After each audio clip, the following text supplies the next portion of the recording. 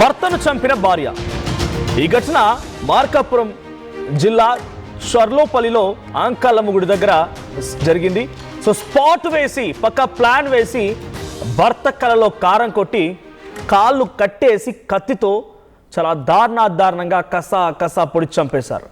అక్కడ స్కెచ్ వేస్తే ఇటువైపు అక్క స్కెచ్ వేస్తే తమ్ముడు కత్తి కారంతో సపోర్ట్ చేశాడు. బెయిల్ పై వచ్చిన భర్తను అటు భర్త బెయిల్ ఇవ్వడానికి కూడా గంజాయి వ్యాపారంలో ఆయన పనిచేస్తున్నారు, గంజాయి సప్లై చేస్తూ ఉండేవాడు. సో ఈ కేసులో జైలుకు వెళ్ళాడు. తిరిగి బెయిల్ పై తిరిగి వస్తుండగా భర్తని ఇంటికి రాకుండానే అనంత లోకాలకు పంపింది ఆ సదరు భార్య. ఈ ఘటనలో మరొక బిగ్ ట్విస్ట్ నెలకొంది. ఏంటంటే కేవలం ఇక్కడ అక్క తమ్ముడే కాదు, మరికొంతమంది కూడా ఉన్నారు. శ్రీనుని అటు భార్య ఝాన్సీ హతమార్చే క్రమంలో తమ్ముడు అశోక్ సహకరించాడు. అటు అశోక్తో పాటుగా అశోక్ ఫ్రెండ్ సత్యనారాయణ అంటే తమ్ముడి ఫ్రెండ్తో వివాహేతర సంబంధం కూడా ఉందా అనేటువంటి అనుమానాలు కలుగుతూ ఉన్నాయి. శ్రీను నుంచి ప్రాణహాని ఉందని ముందుగానే ఝాన్సీ శ్రీనుని చంపేసిందా? దీనికి తమ్ముడు అశోక్ సహకరించాడా? తమ్ముడితో పాటుగా సత్యనారాయణ కూడా ఉన్నాడా? సో ఇలా పలు కోణాల్లో విచారణ జరుగుతోంది. ఇప్పుడు ప్రస్తుతానికి ఝాన్సీ అండ్ అశోక్ ఇద్దరిని కూడా పోలీసు అదుపులోకి తీసుకున్నారు. అయితే విచారణ జరిగే కొలది కొత్త విషయాలు బయటపడుతున్నాయి. సో ఇంటికి వస్తుండగానే కళ్ళలో కారం కొట్టి కాళ్ళు కట్టేసి కత్తితో కసా పొడిచి ముగ్గురు కూడా అక్కడి నుంచి పరారైపోయారు. ఆ తర్వాత వారంతటి వారే అక్క తమ్ముడు ఇద్దరు కూడా అంటే శ్రీను భార్య ఝాన్సీ అండ్ శ్రీను బావమరిది అశోక్ ఇద్దరు కూడా పోలీస్ స్టేషన్ లొంగిపోయారు. సో మిగిలిన వారు ఎందుకు కూడా లొంగిపోలేదు? మరి ఈ ఘటనతో మిగిలిన వారికి కూడా సంబంధం ఉంది కదా. 4 రోజులు అవుతున్నా వారిని ఎందుకు అదుపులోకి తీసుకోవడం లేదు? ఎవరైతే సత్యనారాయణ ఉన్నాడో సత్యనారాయణ ఎందుకు అదుపులోకి తీసుకోవడం లేదు అనుమానాలు కలుగుతూ ఉన్నాయి. ఝాన్సీ ఎందుకు అలా చేసింది? అసలు భర్త చిత్రహింసలు పెట్టేవాడనేటువంటి విధంగా ఆలోచనతో చంపిందా, లేదంటే తన వివాహితర సంబంధానికి అడ్డుగా ఉన్నాడని తనకు తెలిసిందని హతమార్చిందా? జైల్లో ఉన్న భర్తకు బెయిల్ ఇప్పించి మరీ చంపించాల్సిన అవసరం ఏమొచ్చింది? గంజాయి బిజినెస్ లావాదేవీల్లో తేడాలు వచ్చాయా, లేదా మేటర్ పోలీసులకు చెబుతాడనా, లేదా గంజాయి ముఠాతో ఝాన్సీ కుమ్మక్కైందా? ఇప్పుడు ఏం చెప్పలేమంటున్నారు పోలీసులు. సో ప్రస్తుతానికి ఈ సంఘటన పైన పోలీసులు కూడా రియాక్ట్ అయ్యారు. ఇంతకీ పోలీసులు ఏం మాట్లాడారో చూద్దాం. మేము విచారించినప్పుడు తెలిసింది ఏంటంటే సో వీడు పెట్టే టార్చర్స్ కానీ వీడు ఇట్లా ప్యాకాట్లు ఆడుకుంటా ఇది చేసుకుంటా ఇంట్లో వాళ్ళ టీ కొట్టుది, ఆ టీ కొట్టులో డబ్బులు కూడా తీసుకెళ్తా, ఆ కుటుంబంలో వాళ్ళకి 17 సంవత్సరాలు అయినటువంటి పెళ్ళయి 3 బిడ్డలు ఉన్నారు. వీడు ఏమాత్రం బాధ్యత లేకుండా పైగా వీడే ఒక టార్చర్ అయ్యి ఇంటికి కొంచెం ఇబ్బంది పెడతా ఉండింది. ప్లస్ ఆమె మీద అనుమానం కూడా ఉంది, వీడు ఇట్లా చేస్తున్నా కానీ సో వేరే వాళ్ళతో ఏదైనా అక్రమ సంబంధం ఉందనే డౌట్ కూడా ఆ భార్య మీద ఉంది. వాడు కూడా నేను జైలు నుంచి వచ్చిన తర్వాత సో మనందరినీ తెలుస్తాను, నేను ఈ రోజు జైల్లో పెట్టారు, కనీసం నేను బెయిల్ మీద రావడానికి ప్రయత్నం చేయలేదని వాడికి ఉండి ఒక క్రిమినల్ నేచర్ని వాడి కుటుంబం మీద కూడా ప్రదర్శించడం జరిగింది. సో వీడు అడ్డం అనుకున్నారో లేకపోతే వీడి వల్ల మాకు థ్రెట్ అనుకున్నారో ఏదో మొత్తానికి వీడు ప్లాన్ చేసేసి వేరే వాళ్ళతో కూడా కొంతమంది కలిసి ఇన్వాల్వ్ అయినట్టుగా మాకు దర్యాప్తులు తెలిసింది. రైట్, భార్యపై అనుమానం కూడా ఉంది. ఎన్ని చేస్తున్నా ఏం చేస్తున్నా పట్టించుకోవడం లేదని రకంగా భార్యపై ఆ సదరు భర్తకు అనుమానం ఉంది. సో అనుమానం కోణంలో హతమార్చారా, ఇంకా ఏదైనా వ్యాపార లావాదేవీలు ఉన్నాయా, గంజాయి వాళ్ళతో కుమ్మక్కైందా అనే కోణాల్లో పోలీసులు కూడా విచారిస్తున్నారు. ఏదేం జరిగినా వరుస ఘటనలు ఒకటి తర్వాత ఒక చోట గుంటూరు జిల్లాలో ఉన్నటువంటి భార్య లక్ష్మీమాధురి భర్త శివనాగరాజుని హతమార్చి రాత్రంతా ఫోన్ వీడియోలు చేసినటువంటి ఆ సంఘటనకు సంబంధించి మునిపే మరోసారి మార్కాపురం జిల్లా చర్లోపల్లిలో ఇక్కడ సదరు భార్య ఝాన్సీ భర్త శ్రీనుని తమ్ముడు మరి ఇంకొక వ్యక్తితో సహాయంతో రోడ్డుపై వస్తుండగానే కళ్ళలో కారం కొట్టి కాళ్ళు కట్టేసి కత్తితో కసా పొడిచి హతమార్చిన సంఘటన పెద్ద ఆందోళనకరంగా మారింది. వరుస సంఘటనతో భయపడిపోతున్నారు పోలీసులు కూడా. అంతుచిక్కడం లేదు ఏం జరుగుతుందనేది. మా ప్రతినిధి శ్రీనివాస్ ఉన్నారు. శ్రీనివాస్, ఏం జరిగింది? ఆ భార్య ఇంతలా తన భర్తని తమ్ముడు అండ్ ఇంకొక వ్యక్తితో వివాహిత సంబంధం కూడా ఉందన్నట్టుగా అనుమానాలు వ్యక్తమవుతున్నాయి. సో ఆ ఇద్దరితో సహాయంతో హతమార్చడం ఏంటి? కసితీరా ఆయనని కళ్ళలో కారం కొట్టి కాళ్ళు కట్టేసి చాలా దారుణంగా చంపడానికి కారణం ఏంటి? ఏమైనా విభేదాలు ఉన్నాయా, లేదంటే ఇంకేదైనా కారణాలుగా కనబడుతుంది? వ్యాపార లావాదేవీలు కానీ, గంజాయికి సంబంధించిన వారితో కుమ్మక్కవడం కానీ? మనోజ్, జరిగిన సంఘటన బట్టి చూసుకున్నట్టయితే ఇటు రాష్ట్రంలో ఇటు మహిళలకు రక్షణ లేదా, లేకపోతే పెళ్లి చేసుకున్న భర్తలకు రక్షణ లేదా అన్న విధంగా కూడా కొన్ని అనుమానాలు రేపిస్తున్న విధంగా జరిగిన హత్యలు అయితే మనం చూడవచ్చు మనం. ఎందుకంటే గత 3 రోజుల క్రితం అంటే బుధవారం రాత్రి పెదారవీడు మండలము బదివీడు చెర్లోపల్లి వద్ద జరిగిన అంకాలమ్మ గుడి వద్ద జరిగిన హత్య దీనికి ప్రధాన కారణంగా కూడా చెప్పుకోవచ్చు. ఎందుకంటే పెళ్లి చేసుకుని 17 సంవత్సరాల క్రితము వివాహం చేసుకున్న భర్తని అత్యంత కిరాతకంగా తమ్ముడితో కలిసి బెయిల్ అంటే జైల్లో ఉన్న అతనికి బెయిల్ ఇచ్చి పలుమార్లు హత్య చేయడానికి కూడా ప్రయత్నించి విఫలమయ్యి ఎట్టకేలకు అంటే ఇంకా ఈ సమయం తప్పించుకుంటే మనకి కష్టము లేకపోతే ఇంకా కుదరదు ఇతను హత్య చేయడానికి కుదరదు అన్న కోణంలో ఆలోచించి ఆ రాత్రికాల సమయంలో 9:30, 10 గంటల సమయంలో ఆ గుడి వద్ద అంకాలమ్మ గుడి వద్ద పాస్ దిగిన అతన్ని అంటే యూరినల్ కోసం దిగిన అతన్ని భర్త స్పీడ్ ని కళ్ళలో కారం కొట్టి వెంట తెచ్చుకున్న కత్తులతో హత్య చేశారు.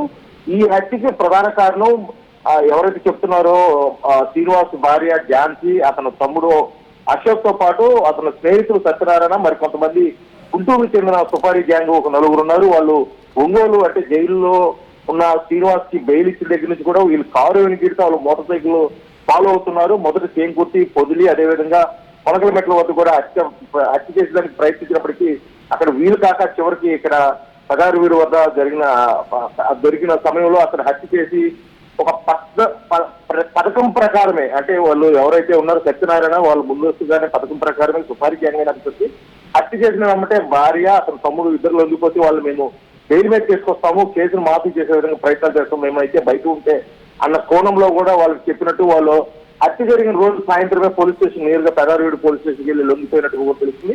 కాకపోతే ప్రాథమికంగా లభించిన ఆధారాలను బట్టి పోలీసులు చెప్తుంది ఏంటంటే ఎవరైతే శ్రీనివాస్ భార్య ఝాన్సీ ఉన్నాడో అదేవిధంగా అతనికి గుంటూరు చెందినట్టు సత్యనారాయణ. ఎందుకంటే గతంలో ఝాన్సీ గుంటూరులో కొంతకాలంలో ఒక షాప్ లో పనిచేసిన ఆ సమయంలో కొంత పరిచయం ఏర్పడి వాళ్ళిద్దరి మధ్య వివాహేతర సంబంధం ఉంది అన్న అనుమానాలు వ్యక్తం చేస్తూ ఆ కోణంలో వివాహేతర సంబంధానికి అడ్డు వస్తారన్న కోణంలో హత్య చేశారని చెప్పేసి ఒక రకంగా ఆలోచిస్తున్నారు. మరో పక్క ఝాన్సీ అతని తమ్ముడు అశోక్ చెప్తున్న వివరాల ప్రకారము గతంలో ఇతను దుర్వ్యసనాలకి అనేక ఉండేవి, ప్యాకాట్లో ఆడించేవాడు, ప్యాకాట్కి వెళ్ళేవాడు, మద్యం సేవించేవాడు, తరువాత గంజాయి సేవిస్తూ గంజాయి అమ్మకాలు కూడా సాగిస్తున్న నేపథ్యంలో పలుసార్లు పోలీసులు తీసుకెళ్లి స్టేషన్ లో కేసులు కూడా పెట్టిన నేపథ్యంలో కూడా ఇంట్లో టార్చర్ ఎక్కువైపోయింది. నాకు 3 పిల్లలు, ఒక పిల్ల 2 ఆడపిల్లలు ఉన్నారు, మగ పిల్లవాడు. ఇటువంటి సమయంలో నాకు టార్చర్ ఎక్కువైపోయింది, ఆ టార్చర్ తట్టుకోలేక ఈ హత్య చేశానన్నట్టు పోలీసులు చెప్తున్న సమాచారం. కాకపోతే ఇక్కడ అనేక అనుమానాలు రేకెత్తున్నాయి. ఎందుకంటే భర్తని గతంలో అనేక మంది హత్య చేసిన నేపథ్యంలో ఇప్పుడు లభించిన కోణం అయితే ఎక్కడ లభించలేదు. ఎందుకంటే భర్త గతంలో ములాఖత్ మీద వెళ్ళిన భార్యకి అతని తమ్ముడికి బెదిరించాడు, నన్ను బెయిల్ మీద ఎందుకు తీసుకురావట్లేదు, మీరు నేను బయటకు వస్తే మిమ్మల్ని చంపేస్తాను అని బెదిరించినట్టుగా వీళ్ళు చెప్తున్నారు. కాకపోతే ఇక్కడ పోలీసులు మరొక అనేక కోణాల్లో కూడా విచారణ చేస్తున్నారు. భార్య భర్త హత్య చేయాల్సి ఉంటే అంత పగడ్బందీగా కారులో వస్తూ కళ్ళలో కారం కొట్టి కత్తులతో పొడిచి చంపాల్సిన పరిస్థితి లేదు, దానికి ఏదైనా కారణం ఏమైనా ఉందా అన్న కోణంలో ఆలోచిస్తున్నారు. మరోపక్క సుపారీ గ్యాంగ్ తోటి హత్య చేస్తే కామన్ గా హత్య చేయించిన వాళ్ళు తప్పించుకుంటారు, సుపారీ గ్యాంగ్ పోలీసులకు చిక్కి వాళ్ళ తర్వాత బెయిల్ మీద రావడం లేకపోతే కేసు విచారణ జరగడం జరుగుతుంది. విచారణ నేపథ్యంలో ఎవరు హత్య చేయించారనే కోణాలు ఉంది. కానీ ఇక్కడ హత్య చేయించిన వాళ్ళు హత్యా సమయంలో హత్య చేశాము అని చెప్పేసి వాళ్ళు లొంగిపోవటం, ఎవరైతే ఒక 4 లక్షలు 2 లక్షల రూపాయలకి సుపారీ గ్యాంగ్ ఎవరైతే ఉన్నారో ఎవరు గుంటూరు చెందిన సత్యనారాయణ వారు ముఠా కూడా వాళ్ళంతా అప్స్టాండ్లో అయిపోవటం, వాళ్ళ కోసం పోలీసులు గాలిస్తూ మరొక కోణం. అయితే ఇక్కడ హత్య జరిగిన తీరు నేరుగా ఇంటికి వచ్చిన వాడిని హత్య చేశారంటే క్షణికావేశంలో టార్చర్ చేస్తున్నాడు, క్షణికావేశంలో ఏదో కొట్టడమో చంపడమో జరిగింది అనుకోవచ్చు. కాకపోతే ముందస్తుగానే బెయిల్ కి ఒత్తిడి చేస్తున్న భర్త శ్రీనివాస్ దగ్గరికి వెళ్ళి అక్కడికి బెయిల్ ఇప్పించి ప్రత్యేకంగా ఒక కారు మాట్లాడుకొని అంటే బస్సులో వస్తే ఈ హత్య చేయడానికి కుదరకపోవస్తున్న కోణంలో, ఎందుకంటే వాళ్ళు స్వతహాగా కారులో తిరిగే అంత ఆర్థిక స్తోమత కానీ అటువంటి శక్తిలో ఉన్న పరిస్థితి అయితే కాదు. కాకపోతే ప్రత్యేకించి భర్తని ఈ హత్య చేసే కోణంలో ఆ ఉద్దేశంతో ముందస్తుగానే భర్తకి బెయిల్ ఇప్పించి బెయిల్ వచ్చిన శ్రీనివాసును నేరుగా కారులో తీసుకురావటం, కారులో తీసుకొచ్చి దొరణాలు తీసుకొచ్చే మార్గ మధ్యలోనే 3 సార్లు ప్రయత్నించడం, అది 3 సార్లు కూడా విఫలం కావటం, చివరికి ఎట్టకేలకు పెదారవీడు అంకాలమ్మ గుడి వద్ద హత్య చేసిన నేపథ్యంలో బెయిల్ ఇప్పించి భర్తని భార్య అతని తమ్ముడు ఎందుకు హత్య చేశారు. ఇంటికి వచ్చిన తర్వాత ఏదైనా హత్య చేయాలన్నా అతని మీద దాడి చేయాలన్నా గొడవలు ఉండేవా? ఇద్దరు భార్యాభర్తల మధ్య గొడవలు లాంటి జరగడం కానీ, తగాదాలు కానీ, లేకపోతే ఇంకేమైనా వాగ్వాదాలు కానీ, భార్యాభర్తల ఇద్దరి మధ్య రిలేషన్ ఎలా ఉండేది, ఏ రకంగా ఉండేవాళ్ళు? పోలీసులకి వాళ్ళ విచారణలో ప్రాథమికంగా లభించిన విషయాలను బట్టి, మనకు తెలిసిన విషయాలను బట్టి చూస్తున్నటువంటి మనం దీనికి సంబంధించి గతంలో భార్యాభర్తలు అన్యోన్యంగా ఉండేవాళ్ళు, ఇతర చెడు వ్యసనాలకు బానిస దగ్గర నుంచి కూడా ఆమె స్వతహాగా పందా మార్చుకొని ఆమె రూట్ లో ఆమె వెళ్తున్నట్టు, ఇటువంటి నేపథ్యంలో అతను కొద్దిగా అనుమానం ఎక్కువయ్యి ఈమె టార్చర్ పెట్టడం, అంటే రోజు తిట్టడము కొట్టడం చేస్తున్నలో ఆ బాధలు కూడా తమ్ముడికి అనేక పర్యాలు చెప్పుకున్నప్పుడు వాళ్ళ మధ్య గొడవ జరిగినట్టుగా కూడా తెలుస్తుంది.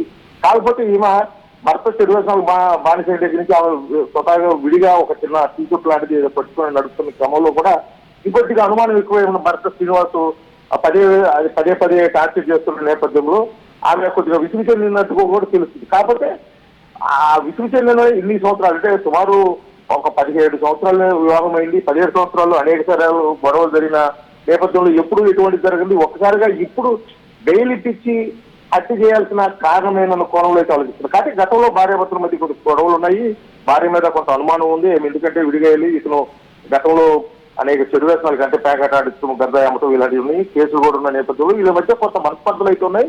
కాబట్టి హత్య చేసుకున్నంత మనస్పర్ధలు కాకపోవచ్చు అని చెప్పేసి ప్రాథమికంగా లభిస్తున్న సమాచారం. కాకపోతే ఇక్కడ ప్రధాన అంశం ఏంటంటే ఇక్కడ హత్య జరిగిన తీరు ఒకటే పోలీసులు కొద్దిగా భూతత్వంలో చూస్తున్న పరిస్థితి కనిపిస్తుంది. ఎందుకంటే ఆ భర్త అడ్డు తొలగించుకోవాలంటే అనేక రకాలుగా అతన్ని హత్య చేసేదానికి అవకాశాలు ఉన్నా, ప్రత్యేకించి జైల్లో ఉన్న అతనికి బెయిల్ ఇప్పించి బెయిల్ మీద వస్తున్న వారిని, ఇంటికి వస్తున్న వారిని మధ్యలో హత్య చేసి సుపారీ గ్యాంగ్ కాకుండా వీళ్ళు పోలీసులు లొంగిపోవడం ఒక ప్రధాన అనుమానం పరిస్థితి. కాకపోతే ఇంకొకటి కూడా ఏం జరుగుతుందంటే ఈ సుపారీ గ్యాంగ్ అయినా లేకపోతే వీళ్ళు గతంలో శ్రీనివాస్ చేసిన గంజాయి వ్యాపారానికి ఎవరైనా అనుబంధంగా ఉన్న వాళ్ళు, అంటే గంజాయి సప్లై చేసే వాళ్ళు కానీ, గంజాయి హబ్బులు కానీ, లేకపోతే ఇతని దగ్గర గంజాయి తీసుకున్న వాళ్ళు కానీ ఏదైనా ఆర్థిక లావాదేవీలు ఉన్నాయా, లేకపోతే గంజాయి రవాణాకి సంబంధించి గంజాయి అమ్మకాలకు సంబంధించి ఏదైనా విషయాన్ని పోలీసులకి ఇతను చెబుతాడేమో లేకపోతే చెప్పేశాడేమో అనే అనుమానాలు కానీ, లేకపోతే వాళ్ళకి లభించిన ఆధారాలను బట్టి హత్యాయత్నం ఈ విధంగా చిత్రీకరించారా అనేది మటుకి కొంత పోలీసులు లోతైన విచారణ జరిగితే బయటపడినాయి. ఎందుకంటే ఇతనికి గంజాయి అమ్ముతున్నాడంటే దానికి సంబంధించి సత్యనారాయణ ఎందుకు ఇన్వాల్వ్ అవ్వాల్సి వచ్చింది? తమ్ముడు అక్క ఇద్దరు కలిసి చేశారు, ఇంకేదైనా కారణాలు ఉంటే ఉండొచ్చు, జరగవచ్చు. కానీ ఇక్కడ సత్యనారాయణ అనేటువంటి మూడో వ్యక్తి ఎందుకు రావాల్సి వచ్చింది? ఇక్కడ సత్యనారాయణకి అటు ఝాన్సీకి మధ్య వివాహేతర సంబంధం ఉంది అనేటువంటి అనుమానం కలుగుతున్న నేపథ్యంలో ఎటువంటి విషయాలు బయటపడుతున్నాయి? ఇప్పుడు ప్రేమలో హత్య జరిగిన కోణంలో ఝాన్సీ అతని తమ్ముడు అశోక్ మైన్ ఫ్రేమ్ లో ఉన్నారు, వాళ్ళు పోలీసులు అదుపులో కూడా ఉన్నారు. సత్యనారాయణ అతను గతంలో గుంటూరులో ఉండేవాడు, అతను పలు రకాల వ్యాపారాలు చేస్తున్న క్రమంలో కూడా ఝాన్సీ చుట్టూ పరిచయం ఏర్పడింది. ఆ పరిచయం కాక వివాహేతర సంబంధం కూడా ఉంది అనే అనుమానాలు అయితే ఉన్నాయి.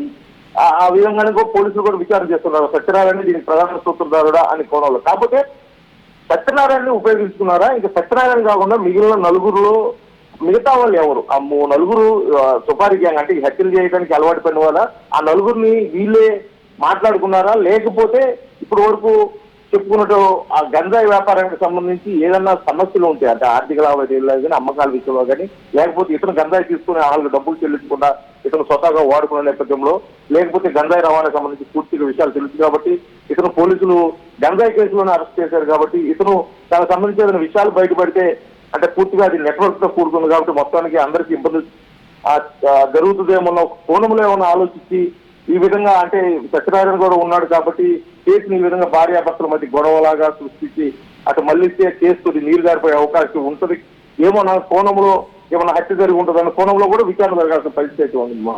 ఎందుకంటే జరిగిన తీరు ఆ విధంగా ఉందంటే భర్త బెయిల్ మీద ఎప్పుడైనా విడుదలైనా సరే, లేకపోతే శిక్ష పూర్తి చేసుకున్న తర్వాత, లేకపోతే కోర్టు విడుదల చేసిన తర్వాత ఎప్పుడైనా ఇంటికి రావాల్సింది, ఇంటికి వచ్చిన అప్పుడు ఏదన్నా దారి చేయాలనుకున్నా ఏదైనా చేయొచ్చు. కాకపోతే ప్రత్యేకించి అప్పటి వరకు సుమారు 2 నెలల నుంచి బెయిల్ కోసం ఆ భర్త శ్రీనివాసు ఆమె ఝాన్సీని అనేక పర్యాయాలు బెదిరించినట్టుగా, అదేవిధంగా బెయిల్ ఇప్పించని చెప్పేసి అడిగిన సందర్భాల్లో ఇప్పించకుండా ఇప్పుడు ప్రత్యేకించి పని కట్టుకొని కొంత డబ్బులు ఖర్చు పెట్టుకొని ఒక అంత ప్లాన్ ప్రకారం ఒక కారు మాట్లాడుకొని అతను బెయిల్ మీద తీసుకొని రావటం, ఆ తీసుకొని వచ్చిన మార్గం మధ్యలో కూడా అతను కొంత మత్తులో ఉన్నాడేమో అని చెప్పేసి కొంత అనుమానాలు కూడా వ్యక్తం చేస్తున్నారు. అది పూర్తిగా పోలీసులు పోస్ట్ మార్టం రిపోర్ట్ వస్తే కానీ దానికి తెలియని పరిస్థితుంది. అతను చనిపోయే టైంకి అంటే మద్యం సేవించడా, లేకపోతే గంజా సేవించడా, లేకపోతే అతని పరిస్థితి ఏ విధంగా ఉంది, లేకపోతే కారులోనే ఏదో హత్య చేసి అతని మీద దాడి చేశారనే మొత్తం కూడా పూర్తిగా పోలీసులు పోస్ట్ మార్టం రిపోర్ట్ వస్తే కానీ దీంట్లో కొంత విషయాలు బయటకు వచ్చింది. కాకపోతే పోలీసులు జరిగిన హత్య తీరుమటికి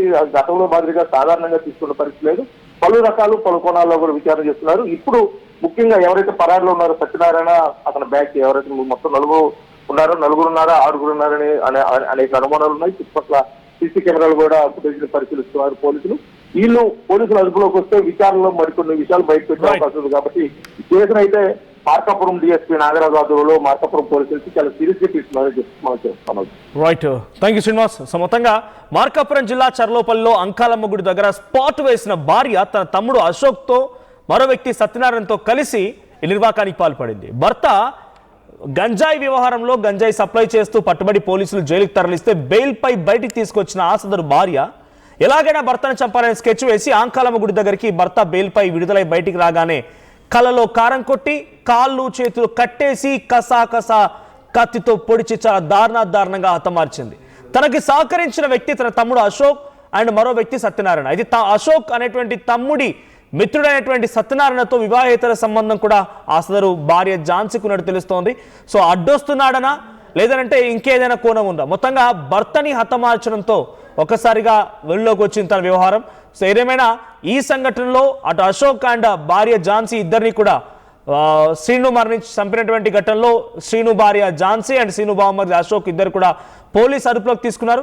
సో పోలీసులు మీడియా ముందు ప్రవేశపెట్టడం విజువల్లో చూస్తున్నాం. అక్కడ ఇద్దరిని కూడా నిందితులు ప్రవేశపెడుతున్నారు. సో ఆ తర్వాత సత్యనారాయణ కూడా దీని వెనుక ఉన్నారు. ఆయన ఎందుకు అరెస్ట్ చేయడం అంటూ కూడా చాలా మంది క్వశ్చన్స్ రేజ్ అవుతున్న పలు అనుమానాలకు తావిస్తున్న పరిస్థితి. సో దీని వెనుక ఏం జరిగింది ఏంటనేది మరింత క్లుప్తంగా వివరాల్లో పోలీసులు ఇన్వెస్టిగేషన్లో తెరిన తర్వాత చెప్తామని చెప్తున్నారు. ఒకసారి వారిని మీడియా ముందు ప్రవేశపెట్టిన తర్వాత పోలీసులు మాట్లాడుకొచ్చారు. వారు ఏం మాట్లాడారో చూద్దాం.